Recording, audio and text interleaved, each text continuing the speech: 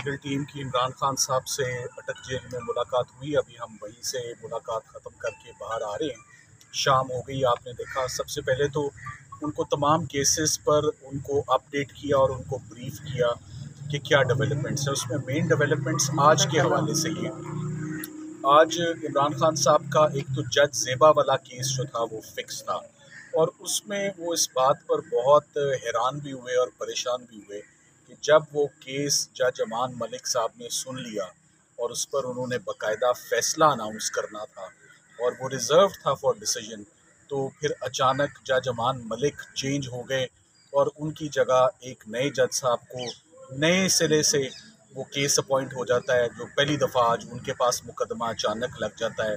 तो एक फ़ैसला मुतवक्के था। मैं आपको ये बताता चलूँ कि जज ज़ेबा केस में कोई शहादत ही मौजूद नहीं है, कोई एविडेंस ही मौजूद नहीं है। और जैसे आपको याद हो, इमरान खान साहब खुद भी जज ज़ेबा की कोर्ट में गए एक्सक्यूज़ करने के लिए कि अगर किसी की दिल आज़ारी हुई है तो वो उस पर पर्सनली वो मिलने गए। जज साहिबा उस वक्त मौजूद नहीं थी। साथ ही साथ में कंटेम्प्ट प्रोसीडिंग्स भी इनिशिएट हुई। Full 5 member bench Islamabad high court का अतर मिनल्ला साहब की सरबराही में बैठा और वो भी कंटेम्प्ट प्रोसीडिंग्स ख़त्म हो गई, नोटिस विड्रॉ हो गए। तो सबसे अहम बात है जज ज़ेबा केस में कि जब जज ज़ेबा का और आईजी साहब का, जिनको कहा जाता है इल्ज़ाम है कि उनको डराया गया और धमकाया गया, या जिनकी डिसरिस्पेक्ट हुई या जिनकी कंटेम्प्ट हुई, जब उनका एक मुकदमे में बयान ही नहीं है, जब वो शामिल तफ्तीश ही नहीं हुए, जब वो एग्रीव ही नहीं है, तो फिर ये मुकदमा क्यों चल रहा है आज दिन तक? ये मुकदमा आज दिन तक चलना, ये तो हमने पहले भी कहा था कि इस केस में जुडिशरी इज़ एट टेस्ट, और ये चीफ जस्टिस अतर मिनल्ला साहब के अल्फाज थे कि अदलिया इसमें अपनी ग्रेस भी दिखाएगी और इस केस में जल्द अज जल्द फैसला भी करेगी। तो ये अफसोस की बात है, इस पर वो बहुत आज अपसेट थे कि ये जज क्यों तब्दील हुआ और ये आज फैसला जज ज़ेबा केस में क्यों ना आया। और उस केस में अब जो नए जज साहब अपॉइंट हुए हैं इन प्लेस ऑफ जज अमान मलिक साहब, उन्होंने अगले महीने की 7 तारीख डाल दी है। प्रोसिक्यूशन मैदान में आ ही नहीं रही, वो बहस ही नहीं कर रही। तो एक तो ये सारी बात जो है वो आज डिस्कशन का हिस्सा रही। साथ ही साथ में साइफ़र केस में भी इमरान खान साहब बहुत नाउमीद हुए कि जज साहब जिनको जो यहाँ जेल ट्रायल भी कर रहे हैं और जिनके आगे तमाम दलाइल दिए गए कि आखिर उन्होंने उनकी पोस्ट अरेस्ट बेल एप्लीकेशन क्यों नहीं एक्सेप्ट की और वो क्यों डिसमिस हुई। हमने उस बेल एप्लीकेशन को straight away Islamabad high court में फ़ाइल कर दिया है और उसमें नोटिस होने के बाद मंडे को साइफ़र केस की समाअत चीफ जस्टिस साहब आमिर फारूक साहब की अदालत सीक्रेट्स एक्ट की कोई वायलेशन हुई है, ना ही कोई उन्होंने ऐसा काम किया है जो कि मुल्की सालमियत के लिए, मुल्की सलामती के लिए या नेशनल सिक्योरिटी के अगेंस्ट कोई काम है।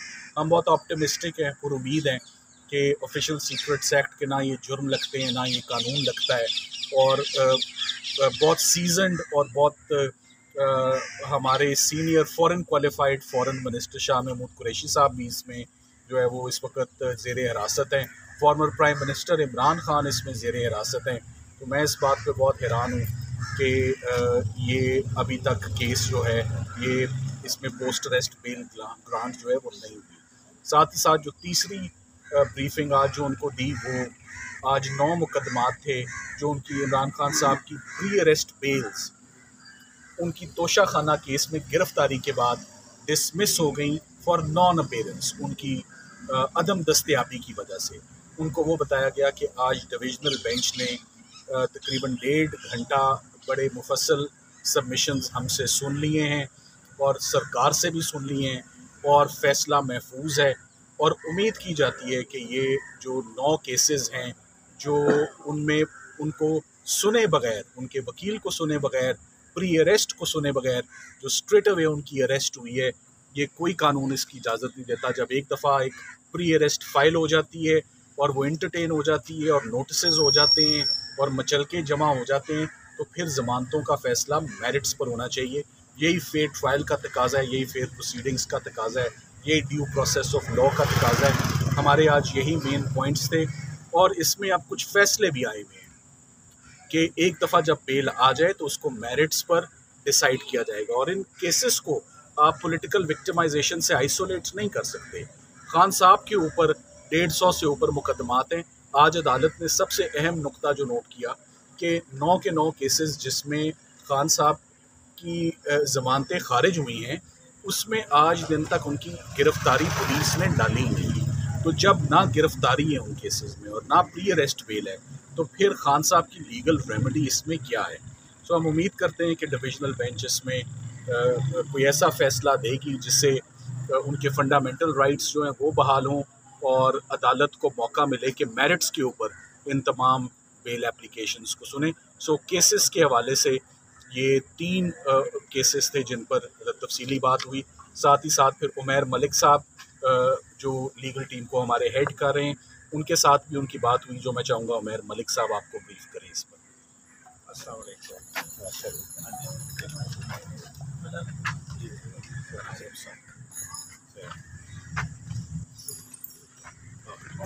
ये 3 केसेस थे जिन पर तफसीली बात हुई। साथ ही साथ फिर उमैर मलिक साहब जो लीगल टीम को हमारे हेड कर रहे हैं, उनके साथ भी उनकी बात हुई, जो मैं चाहूँगा उमैर मलिक साहब आपको ब्रीफ करें इस पर। अस्सलाम वालेकुम।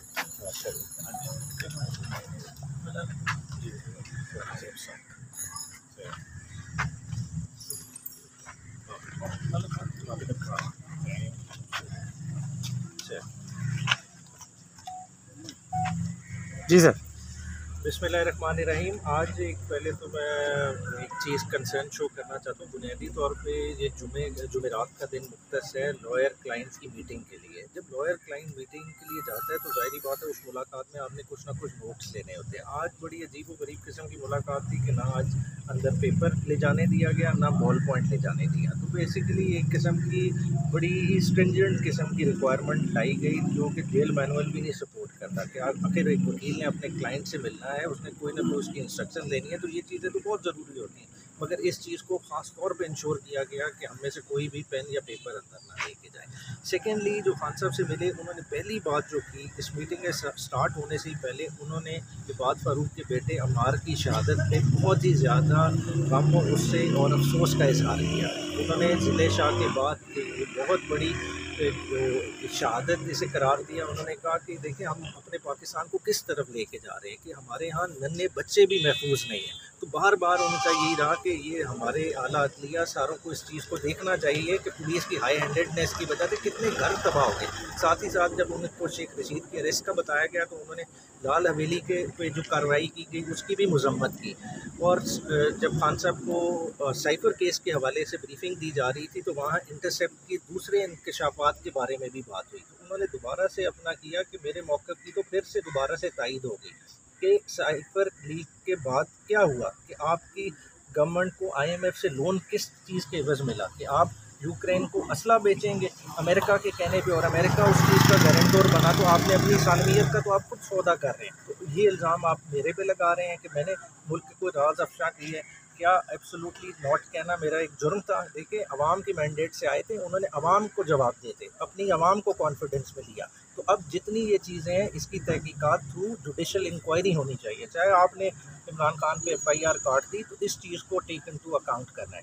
तीसरी बात, उन्होंने महंगाई के हवाले से दोबारा से उस चीज़ को हाईलाइट किया। उन्होंने कहा कि ये अवाम के बस में ही नहीं रहेगा, अब 332 पे पेट्रोल पहुंच गया और फिर ऊपर जाना है। तो एक तरफ हमारे ये हालात हैं और दूसरी तरफ से हमारा निगरान वज़ीर आज़म जो 3 में ना 13 में वो अक़वाम मुत्तहिदा में जाके अपनी सेंटियाँ बना रहे हैं। तो ये चीज़ें देखने वाली हैं कि हमारा मुल्क जा किस तरफ है।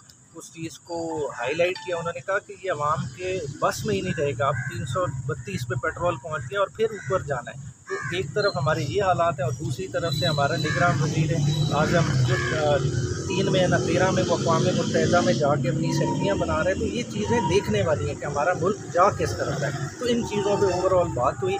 इंशाअल्लाह ताला कुछ बाकी प्राइवेट मैसेजेस हैं वो तंजीमी हवाले से वो उन लोगों को कन्वे हो जाएंगे, मगर बुनियादी फोकस इन्हीं चीज़ों है। नए साहब, अपना नए चीफ जस्टिस के बारे में कोई बात हुई है? अच्छा, नए चीफ, हाँ जी, हवाले से बात उन्हें जिक्र किया गया कि जिस तरह से फुल कोर्ट किया गया एक आगाज़ है। उन्होंने कहा ये चीज़ें करें, बहुत अच्छी बात है, ट्रांसपेरेंसी होनी चाहिए, ओपननेस होनी चाहिए, मगर सुप्रीम कोर्ट का टेस्ट है 90 दिन का इलेक्शन।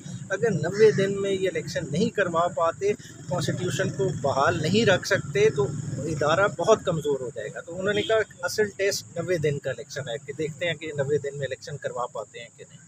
ये जो अब तब्दीली आई है सुप्रीम कोर्ट में, नए चीफ जस्टिस आए हैं, तो आप क्या समझते हैं कि ऐसा कोई आइंदा मुस्तकबिल में कोई रिलीफ के हवाले से या जैसे अदल के हवाले से जो दुनिया भर में एक मुसलमान असूल है उसके तहत आपको इंसाफ मिलेगा? देखिए इंसाफ के देखिए कभी भी नाउम्मीद नहीं होना चाहिए। देखिए सीटों पे लोग आते हैं चले जाते हैं, कितने आए कितने चले गए, और किसी बंदे की ज़ात के साथ इंसाफ जुड़ा ही नहीं होता। इंसाफ की ज़ात, जो इंसाफ करने वाली ज़ात है वो ऊपर बैठी है, वो इंशाल्लाह ताला हम उस चीज़ों पे नाउम्मीद नहीं है। ज़ाहिरी बात है, लोग पास कॉन्डक्ट के लिहाज से देखते हैं कि हमारा शायद एक बैड स्टार्ट हो, हमारी ना किसी के अगेंस्ट कोई इल विल है। हमारे लिए हम जुडिशरी कल भी मोहतरम थी, आज भी मोहतरम है और आने वाले दिनों में भी मोहतरम रहेगी।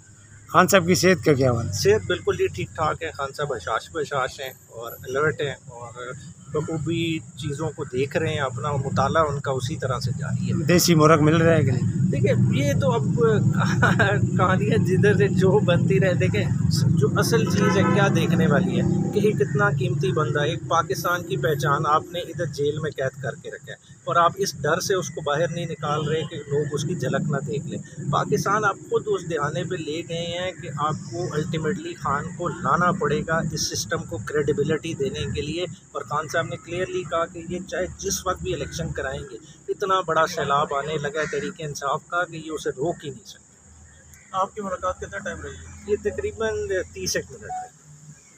9 मई के हवाले से जी बता दें कि 9 मई के जो खान साहब पर मुकदमा पर दे जुर्म भी लगा है, मजीद इजाफा कर दिया गया है, क्या कहेंगे आप? वो इजाफा वही सलमान सफदर साहब ने बताया, वो इजाफा तो उन्होंने लगा दी है, मगर हमारी बेलें आज टेकअप हुई हैं। 9 मई की आज 3 बेलें थी जो जिस पे ऑर्डर आज रिजर्व कर लिया डिविजनल बेंच ने। तो इंशाल्लाह ताला हम उम्मीद करते हैं कि वो ऑर्डर यही हो जाएगा कि हमारी बेल एप्लीकेशन बहाल तसव्वुर हो। बहुत शुक्रिया।